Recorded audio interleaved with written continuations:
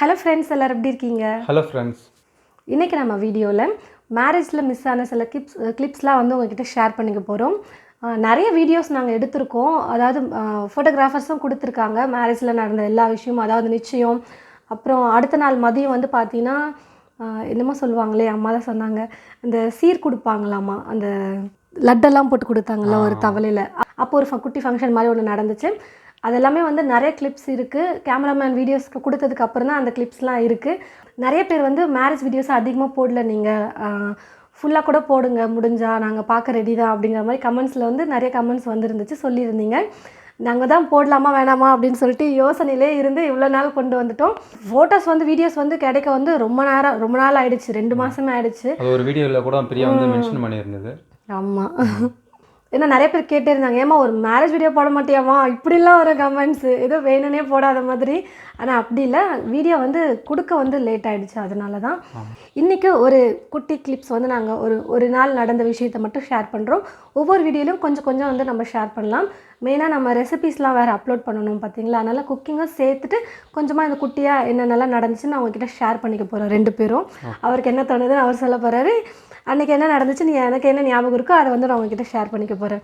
Marriage முடிஞ்சுட்டு மதியம் வரைக்கும் ஒரு 11 மணி வரைக்கும் எங்களுக்கு வந்து ரிசப்ஷன் நடந்தது காலையில். அதுக்கப்புறம் மதியம் லஞ்சும் அங்கேயே வந்து சம்மந்தி விருந்து போடணும்னு சொல்லிட்டு அங்கேயே 2 சைடு ஃபேமிலியில் முக்கியமானவங்களாம் இருந்திருப்பாங்க பாருங்கள்.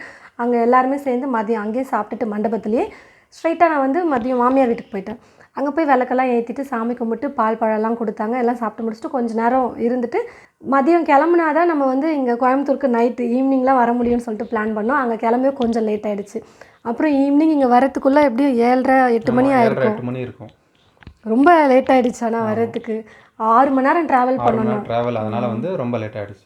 வர வழியில் ஃபுல்லாக அங்கே ஏறி உட்காந்துட்டு தான் வண்டியில், எல்லோரும் வண்டியில் ஃபுல்லாக செம்ம தூக்கம். நாங்களும் பயங்கர தூக்கம், எல்லாம் தூங்கிட்டே வந்தாங்க. முன்னாடி நாள் நைட் வந்து யாரும் தூங்கலை. ஃபேஸ் வந்து வீடியோஸ்லேயே பார்த்தீங்கன்னா ஃபேஸ் வந்து ரொம்ப டயர்டாகவே இருக்கும். எங்கள் 2 பேர் ஃபேஸுமே வந்து ரொம்ப டயர்டாக தான் இருக்கும். ஸோ முன்னாடி நாளும் தூங்கலை, அப்புறம் மேரேஜ் அன்றைக்கும் தூங்கலை. அப்படிங்கும்போது ஒரு 2 நாள் தூக்கம் இல்லை. ஸோ அது போக ட்ராவல் டைம் வேறு பண்ணி இவ்வளோ நேரம் ட்ராவல் பண்ணதுனால ஸோ ஃபேஸ் வந்து ரொம்பவே டல்லாக இருக்கும். வீடியோவில் நீங்கள் வந்து பார்க்கும்போதே தெரியும். அது வந்து நானாச்சும் அங்கங்கே கொஞ்சம் சிரிச்சிட்டு இருப்பேன், இவரெல்லாம் ஃபுல் டயர்டு. ஆமாம், ரொம்ப டல்லாக தான் இருப்பாங்க. வீடியோவில் பார்க்குறப்ப உங்களுக்கு ஏன் மாப்பிள்ளை ரொம்ப டல்லாக இருக்காரு அப்படிங்கிற மாதிரி நீங்கள் கேட்கலாம் கண்டிப்பாக. அதனால தான் நாங்களே முன்னாடி சொல்லிட்டோம். அப்புறம் ஒரு 7:30-8 மணிக்கு வந்தோம். வீட்டுக்கு வரும்போதே முன்னாடியே ஒரு கோவிலில் வந்து சாமி கும்பிட்டுட்டு அதுக்கப்புறமா வீட்டுக்கு வந்துட்டோம். வீட்டுக்கு வந்ததும் பார்த்தீங்கன்னா ஆரத்தி எடுத்தாங்க. ஸோ எல்லாரும் சேர்ந்து ஆரத்தி எடுத்தாங்க. ஆரத்தி எடுத்துகிட்டு வீட்டுக்குள்ளே வந்ததுமே வந்து வீட்டுக்குள்ளே போயிட்டு சாமி கும்பிட சொன்னாங்க. 2 பேர் ஒன்றா ரைட் சைடுக்கு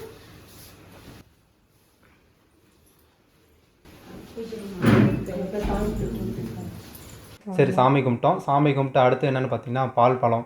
ஸோ அங்கே தான் வந்து ஒரு முக்கியமான ஒரு இன்சிடெண்ட்டை நீங்கள் வந்து பார்க்க போகிறீங்க. வீடியோவில் பார்க்கும்போதே தெரியும். நான் வந்து அப்போ வந்து நான் நோட் பண்ணல வீடியோவில்.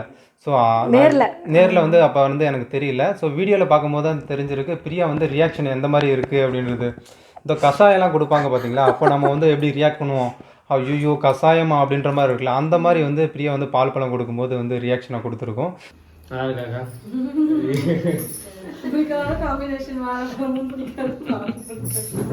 ஸோ வீடியோஸில் நீங்கள் பார்க்கும்போது உங்களுக்கு அது வந்து காமெடியாக இருக்கும். இல்லை, அது என்னென்னா பால் வந்து நான் குடிக்க மாட்டேன், பிடிக்காது. அதனால் பாலை கொண்டு வந்துட்டாங்க. அம்மா வந்து ஒரு பக்கம் வாழைப்பழம் வச்சுட்டு இருந்தாங்க. ஒரு கடி வாழைப்பழத்தை கடிச்சிட்டு பால் ஒரு முழுங்க குடிச்சிருங்க அப்படின்னு சொல்லிட்டு கொடுக்க வந்தாங்க. அப்புறம் அங்கே எல்லோரும் டிஸ்கஸ் பண்ணிட்டு தனித்தனியாக கொடுக்கறதுக்கு பால்லேயே பழத்தையும் போட்டு சின்ன சின்னதாக கட் பண்ணி பாலில் போட்டு ஒன்றாவே ஸ்பூனில் அள்ளி பாலும் பழமும் ஒன்றா கொடுத்துடலான்னு சொல்லிட்டு பிளான் பண்ணாங்க. உடனே நிறைய பேர் இருந்தாங்க, எல்லோரும் கொடுக்குறணுன்னா அவ்வளோதான் எனக்கு. அதனால் ஒரு 3 பேர் கொடுத்துக்கலாம் போதும் அப்படின்னு சொல்லிட்டு அவங்களே மூஞ்சி ரியாக்ஷனை பார்த்துட்டு விட்டுட்டாங்க. அம்மா, அப்புறம் சித்தி, அப்புறம் அக்கா கொடுத்தாங்க. அதுக்கப்புறம் மீதி பேர்லாம் வேண்டாம், ஒன்று பாவம் பார்த்து நாங்கள் மன்னிச்சு விட்டுடுறோம் அப்படின்ட்டாங்க. இல்லை, ரியாக்ஷன் அந்த மாதிரி அது கொண்டு வரும்போதே அவன் ஃபேஸ் அந்த மாதிரி ஆகிடுச்சு. அது பிடிக்கல, என்ன பண்ணுறது. அடுத்த நாள் காலையில் வந்து பார்த்தீங்கன்னா காலையில் வீட்லேயே எல்லோரும் ரிலேஷன்ஸில் எல்லோரும் கொஞ்சம் சொந்தக்காரங்களாக இருந்ததுனால சேர்ந்து எல்லோரும் சமைச்சு முடிச்சிட்டாங்க. கொஞ்சம் 2-3 வெரைட்டிஸ்லாம் வச்சுருந்தாங்க. டிஃபன் வீட்லேயே கொஞ்சம் ரெடி பண்ணால் 2-3 வெரைட்டியாக வைக்கிற மாதிரி இருக்கும்னு பண்ணியிருந்தாங்க. கேசரி, பொங்கல், இட்லி, வாழைப்பழம் அந்த மாதிரி நிறைய வச்சாங்க.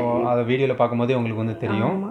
காலைல சாப்பிட்டு ஒரு 10 மணியே ஆயிடுச்சு சாப்பிட்றதுக்கே. சாப்பிட்டு முடிச்சுட்டு ஒரு 11:30 அந்த மாதிரி தான் நாங்கள் கிளம்பணுமே கோவிலுக்கு போகலான்னு சொல்லிட்டு. அன்றைக்கி வந்து ஏதோ ஃபங்க்ஷன் என்ன ஞாபகம் இல்லை எனக்கு. மருதமலைக்கு போகலாம் தான் ஃபஸ்ட்டு பிளான் பண்ணியிருந்தோம். அந்த டைமில் வந்து மருதமலை வந்து ரொம்ப ரஷ்ஷாக இருக்கும், போக வேண்டாம் அப்படின்ட்டு பிளானை மாற்றி நாங்கள் வந்து ஈச்சனாரி கோயிலுக்கு வந்து நாங்கள் வந்து போயிருந்தோம். கோவிலுக்கு போயிட்டு அங்கே வந்து சாமி கும்பிட்டு முடிச்சுட்டு ஆப்போசிட்லேயே ஹோட்டல் இருந்தது. மதியம் ஆயிடுச்சு, நாங்கள் கிளம்புனதே ஒரு 11:30 மணின்றதுனால கோவில் ஓப்பன்லேயே இருந்துச்சு. போய் சாமி கும்பிட்டுட்டு கொஞ்ச நேரம் அங்கேயே கோவிலில் உட்காந்து டைம் ஸ்பெண்ட் பண்ணிட்டு அப்புறம் மதியம் 1 மணி வந்ததுனால சரி சாப்பிட்டே போயிடலாம், வீட்டில் போய் இதுக்கு மேலே சமைக்க முடியாதுன்னு அங்கேயே ஹோட்டலில் சாப்பிட்டு கிளம்பிட்டோம். அதுதான் அந்த நாள் வந்து எங்களுக்கு அப்படியே போயிடுச்சு. மதியம் வீட்டுக்கு வந்துட்டு கொஞ்ச நேரம் எல்லோரும் சேர்ந்து பேசிட்டு அப்படியே டைம் அப்படியே ஃபன்னாக போயிடுச்சு. இப்போ நம்ம வந்து ஒரு ஸ்வீட் ரெசிபி வந்து எப்படி செய்கிறதுன்னு பார்க்கலாம். என்ன செய்ய போகிறோம்? இப்போ வந்து சீசன் வந்து பலாப்பழம் இல்லையா, மாம்பழம் பலாப்பழம் இதெல்லாமே வந்து சீசன் தானே. அது கிடைக்கிறப்ப நம்ம வந்து ஏதாச்சும் யூஸ் பண்ணிக்கணும். சீசனுக்கு கிடைக்கிறத வச்சு நம்ம காய்கறியோ பழமோ எல்லாத்தையும் வச்சு சமைச்சு கொடுக்குறப்ப சாப்பிட்றவங்களும் ரொம்ப விரும்பி சாப்பிடுவாங்க, ஒரே மாதிரி இருக்காது இல்லையா. அதனால் அந்த வகையில் இன்றைக்கி நான் வந்து பாயசம் பண்ண போகிறேன். பலாப்பழத்தை வச்சு பாயசம் பண்ண போகிறேன். வாங்க இந்த பலாப்பழம் பாயசம் எப்படி செய்கிறதுன்னு பார்க்கலாம். பாயசத்துக்கு வந்து பார்த்தீங்கன்னா நான் 5 பலாப்பழம் வந்து எடுத்து வச்சுருக்கேன். மொத்தமாக நான் எடுத்துருக்கிற பழத்தோட வெயிட் வந்து பார்த்தீங்கன்னா 250 கிராம் இருக்குது. பலாப்பழ கொட்டையை எடுத்துகிட்டு வெறும் சதப்பகுதியை மட்டும் நான் எடுத்து சின்ன சின்னதாக கட் பண்ணி எடுத்துக்கிறேன். இப்போ ஒரு மிக்சி ஜார் எடுத்துக்கிட்டு கட் பண்ணி வச்சுருக்கிற இந்த பலாப்பழத்தை இதில் சேர்த்துட்டு நல்லா நைஸாக அரைச்சிக்கலாம். நான் வந்து பார்த்தீங்கன்னா கொஞ்சமாக பலாப்பழத்தை வந்து பார்த்தீங்கன்னா இது போல் பொடியை கட் பண்ணி எடுத்து வச்சுருக்கேன். இதை தனியாக ஒரு கப்பில் வச்சுக்கோங்க. இப்போ இந்த பலாப்பழத்தை நல்லா நைஸாக அரைச்சி எடுத்துக்கிறேன். பலாப்பழத்தை வந்து பார்த்தீங்கன்னா அரைச்சிட்டு நான் ஒரு கப்பில் மாற்றி எடுத்து வச்சுருக்கேன். ஸ்டவ் பற்ற வச்சுக்கிட்டு ஸ்டவ் மேலே ஒரு பாத்திரம் வச்சுட்டு இந்த பாத்திரத்தில் 150 கிராம் அளவுக்கு வெல்லம் வந்து இடித்து எடுத்து வச்சுருக்கிறேன். இந்த வெல்லத்தை சேர்த்துக்கிறேன். வெல்லம் எடுத்த அதே கப்பில் தண்ணி வந்து பார்த்தீங்கன்னா சேர்த்துக்கிறேன். ஒரு 100 ml அளவுக்கு தண்ணி சேர்த்துட்டு வெல்லத்தை நல்லா கரைச்சி எடுத்துக்கலாம். வெல்லத்தில் வந்து பார்த்தீங்கன்னா தூசிக்கல் அதிகமாக இருக்குன்றதுனால முதல்ல கரைச்சிட்டு அதுக்கப்புறம் வடிகட்டி யூஸ் பண்ணிக்கலாம்.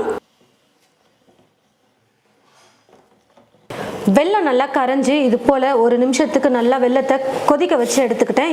இப்போ ஸ்டவ்வை குறைச்சி வச்சுட்டு இந்த பாத்திரத்தை எடுத்துக்கிட்டு ஸ்டவ் மேலே ஒரு பாத்திரம் வச்சுக்கலாம். உருக்காத நெய்யை 2 டீஸ்பூன் அளவுக்கு சேர்த்துக்கிறேன். நெய் நல்லா காஞ்சதும் கொஞ்சமாக முந்திரி எடுத்து சேர்த்துக்கிறேன்.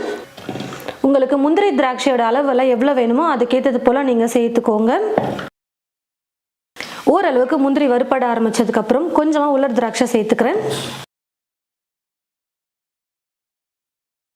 முந்திரி திராட்சை நல்லா வறுப்பட்டு வந்ததும் ஒரு பிளேட்டுக்கு மாற்றிக்கிறேன். தேங்காய் வந்து பார்த்தீங்கன்னா கொஞ்சம் சின்ன சின்னதாக கட் பண்ணி எடுத்து வச்சுருக்கேன். ஒரு கைப்பிடி அளவுக்கு இந்த தேங்காவை நான் சேர்த்துக்கிறேன். நெய்யில் நல்லா வறுப்பட்டு கொஞ்சம் லைட்டாக கலர் மாறி வர வரைக்கும் வறுத்துக்கலாம். பாருங்கள் ஃப்ரெண்ட்ஸ், தேங்காய் வந்து ஓரளவுக்கு கொஞ்சம் பொன்னிறமாக வர வரைக்கும் நான் வறுத்து எடுத்துக்கிட்டேன். இதுக்கு மேலேயும் நீங்கள் வறுக்கணுன்னாலும் வறுத்துக்கலாம். ஆனால் இந்த அளவுக்கு நம்ம தேங்காவை வறுத்து எடுத்தாலே போதும். நெய்யில் சாப்பிட கொஞ்சம் நல்லாயிருக்கும். கொஞ்சம் கூட நெய் இல்லாமல் வெறும் தேங்காவை மட்டும் நான் எடுத்துக்கிறேன். ஸ்டவ்வை லோ ஃப்ளேமில் வச்சுக்கிட்டு இதுக்கப்புறமா நம்ம வந்து பார்த்தீங்கன்னா சேமியாவை வறுக்க போகிறோம். நான் வந்து பார்த்தீங்கன்னா வறுத்த சேமியா தான் எடுத்துருக்கேன். அதனால் ரொம்ப நேரம் வறுக்க தேவையில்ல. நம்ம வறுத்த சேமியா வறுக்காத சேமியா எது எடுத்தாலும் கொஞ்சம் லைட்டாக ஒரு நிமிஷத்துக்கு நெய்யில் வந்து வறுத்துக்கலாம். ஒரு கைப்பிடி அளவுக்கு சேமியா வந்து பார்த்தீங்கன்னா இப்போ நான் சேர்த்துக்க போகிறேன். பலாப்பழத்தோட ஃப்ளேவர் தான் கொஞ்சம் அதிகமாக இருக்கணும். அதனால் கொஞ்சமாக நான் சேமியாவை சேர்த்துக்கிறேன், ரொம்ப அதிகமாக சேர்க்காம. லைட்டாக ஒரு நிமிஷத்துக்கு ஸ்டவ்வை லோ ஃப்ளேமில் வச்சுக்கிட்டு இந்த சேமியாவை வறுத்துக்கிறேன்.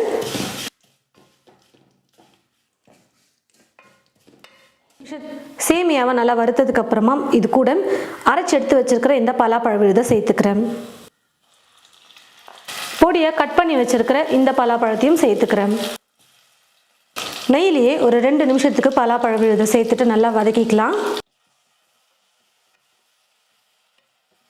2 நிமிஷம் நல்லா வதக்குனதுக்கு அப்புறமா தண்ணி வந்து கொஞ்சமாக சேர்த்துக்கிறேன். சேமியா சேர்த்துருக்கிறதுனால கொஞ்சம் சேமியா வந்து வேகணும். அதனால் லைட்டாக தண்ணி வந்து சேர்த்துக்க போகிறேன். சேமியா வேகிறதுக்காக மட்டும் தண்ணி கொஞ்சமாக சேர்த்தா போதும். ஸ்டவ்வை மீடியம் ஃப்ளேமில் வச்சுக்கிட்டே பண்ணிக்கலாம். சேமியா நல்லா வெந்து வரட்டும். பாருங்கள் ஃப்ரெண்ட்ஸ், குறைஞ்சது ஒரு 4-5 நிமிஷத்துக்கு நான் வந்து பார்த்தீங்கன்னா குக் பண்ணி எடுத்துக்கிட்டேன். சேமியாவும் நல்லா இப்போ வெந்து வந்துருச்சு. அதே மாதிரி சேர்த்துருந்த தண்ணியும் பார்த்தீங்கன்னா கொஞ்சம் நல்லா ட்ரை ஆகிடுச்சு. அரைச்சிருந்த பலாப்பழமும் நல்லா குக் ஆகிட்டு வந்துருச்சு. இப்போ இது கூட கரைச்சி எடுத்து வச்சுருக்கிற இந்த வெள்ளை கரைசலை வடிகட்டிக்கலாம். ஒரு வடிகரண்டி யூஸ் பண்ணி வடிகட்டி சேர்த்துக்கலாம். வெள்ளை கரைசலை சேர்த்துட்டு நல்லா கொஞ்சம் கொதிக்க வச்சுக்கலாம். ஏற்கனவே வெள்ளத்தை வந்து பார்த்தீங்கன்னா கரைக்கும் போதே நல்லா நான் வந்து கொதிக்க வச்சு தான் எடுத்துக்கிட்டேன். அதனால் இப்போ ரொம்ப நேரம் குக் பண்ண வேண்டியதில்லை. சேமியா பலாப்பழம் எல்லாத்தையுமே நம்ம குக் பண்ணி எடுத்ததுனால இப்போது வெள்ளை கரைசலை சேர்த்துட்டு சும்மா லைட்டாக இந்த மாதிரி கொதிக்க ஆரம்பித்ததுக்கப்புறமா இது கூட தேங்காய் பால் வந்து சேர்த்துக்க போகிறேன். முதல்ல தண்ணியாக இருக்கிற தேங்காய் பால், அதாவது செகண்ட் டைம் எடுப்போம் பார்த்தீங்களா, அந்த 2வது தேங்காய் பால் வந்து சேர்த்துக்கிறேன். இந்த தேங்காய் பால் சேர்த்துட்டு கொஞ்சம் குக் ஆகட்டும், நல்லா கொஞ்சம் கொதிச்சு வரட்டும். 2வது தேங்காய் பால் சேர்த்துட்டு பார்த்தீங்கன்னா நல்லா இந்த மாதிரி கொதிச்சு வர வரைக்கும் குக் பண்ணி எடுத்துக்கிட்டேன். இப்போ இது கூட வந்து பார்த்தீங்கன்னா வறுத்து எடுத்து வச்சிருக்கிற தேங்காய், முந்திரி, திராட்சை இது எல்லாத்தையும் சேர்த்துக்கிறேன். ஏலக்காய் தூள் 1/4 டீஸ்பூன் சேர்த்துக்கிறேன். கடைசியாக இது கூட திக்கான தேங்காய் பால், அதாவது முதல்ல நம்ம அரைச்செடுப்போம் பார்த்தீங்களா, தண்ணி கொஞ்சமாக சேர்த்து நல்லா திக்காக எடுத்து வச்சுருப்போம். அந்த தேங்காய் பால் வந்து பார்த்தீங்கன்னா 1/2 கப் அளவுக்கு சேர்த்துக்கிறேன். நான் எடுத்துருக்கிற கப்போட சைஸ் வந்து பார்த்தீங்கன்னா 250 மில்லி. இந்த திக்கான தேங்காய் பால் சேர்த்ததுக்கப்புறமா ரொம்ப நேரம் நம்ம குக் பண்ணக்கூடாது. தேங்காய் பால் சேர்த்துட்டு ஒரு நிமிஷம் சும்மா லைட்டாக இப்படி கொதிக்க வச்சு எடுத்தால் போதும். ஒரு கொதி வந்ததுமே நம்ம ஸ்டவ் ஆஃப் பண்ணிக்கலாம்.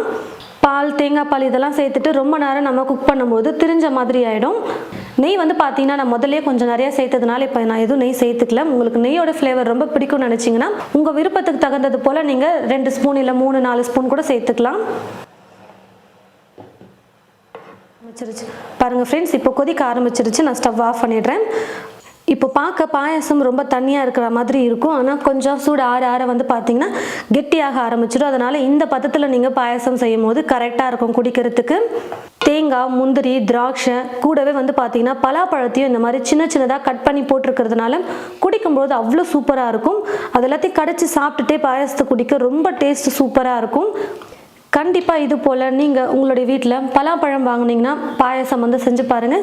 செஞ்சு பார்த்துட்டு எப்படி இருக்குன்னு சொல்லிட்டு மறக்காமல் கமெண்ட் பாக்ஸில் வந்து கமெண்ட் பண்ணுங்கள். இந்த வீடியோவை மற்றவங்களுக்கும் ஷேர் பண்ணுங்கள். இது போல் நிறைய ரெசிபீஸ் பார்க்க தமிழ் ஃபுட் மசாலா சேனலை மறக்காமல் சப்ஸ்கிரைப் பண்ணிக்கோங்க. கூடவே பக்கத்தில் இருக்கிற பெல் ஐக்கானை கிளிக் பண்ண மறந்துடாதீங்க. தேங்க்யூ.